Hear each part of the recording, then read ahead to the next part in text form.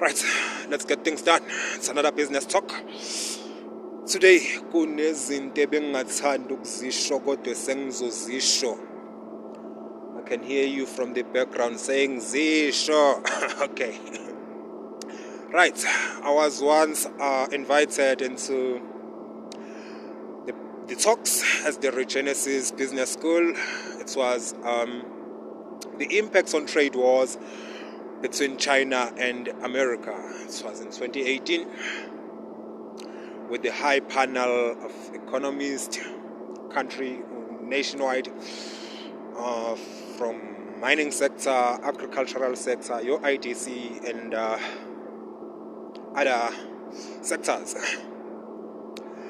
Going into the talks, putting into account that I was once at the forefront of opposing a call from the former deputy minister of education, which was about to introduce the Mandarin languages in our primary schools. That came as a new colonization to our country. Successfully opposed. Right. Moving forward. All I could say, or all I could do, was to post on my Facebook timeline after the talks. That's US, please no to war. I thought it could reach whoever may be concerned. Fortunately enough, the USA never forced the war. A year later, the world experienced a pandemic of the COVID-19, which hits our economy beyond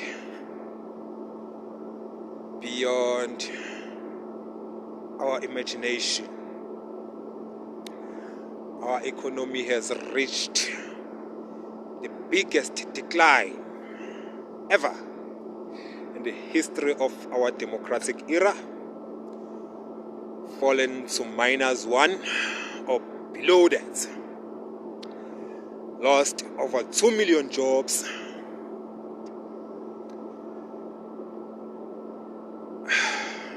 So painful. So painful. Chinese are sending us straight to the bush. Asasiyozingela. Ngiyahlekwa ngisho kufiwe. My uncle wayengixoxela ethi so ngithi washeshe waqala ukufundisa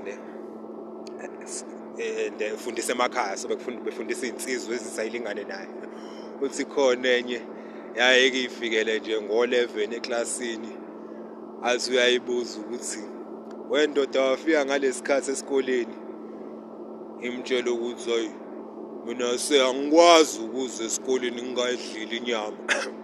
Futhi ivuka yaqala yozingela yabuya yabilisa lento yayibambile leyo nyamazane aphakela izinja zayo yadla nayo kwayimayicabanga usikonje fanele ngize esikoleni. So this is what we are about to experience as a country. We don't know how much damage will happen after. As we know, the poverty rate is getting high. We've lost 2 million jobs, as I've said, a source by the Business Times of the 16th of August 2020. And we all know when there's poverty, there's anger and frustration, there's high crime rates, there's the death rates also, malnutrition, illnesses, all are the causes. The root of it is poverty. So it is very, very serious. In America, although they managed to rescue their economy as soon as they've opened from lockdown, but they have lost almost 500,000 lives due to the pandemic. So that's a declaration of war by the Chinese. NgesiZulu ke bathi akunazinyane lemvubu ladliwa zingwenya kwacwebe iziziba. However, all I can say for now is that we're looking forward to the next US general elections on the 3rd of November 2020 and wishing Mr. Donald Trump all the best. Right, let's get into our second part of emotional intelligence. This is what we are all about. This is from Mensa Philippi Hunso. Now he says it's all starts from within, leading with emotions. Many scientists believed that emotional intelligence, or EQ, is more important than cognitive or traditional intelligence, or IQ, in determining a leader's success. For an example, in his 1996 book entitled Emotional Intelligence, author and psychologist Daniel Goleman suggested that EQ might actually be more important than IQ. According to scientists, IQ will be just a tip of an iceberg, whereas EQ will be, the bigger and hidden part of it.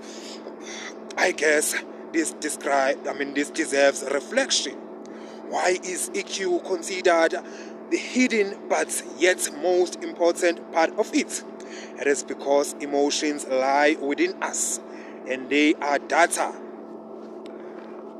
When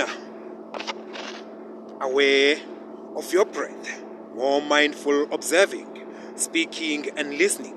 One simple exercise that helps him personally develop mindfulness is meditation. That is what he says. Meditation is a mental exercise that requires that you focus your mind on one thing at a time.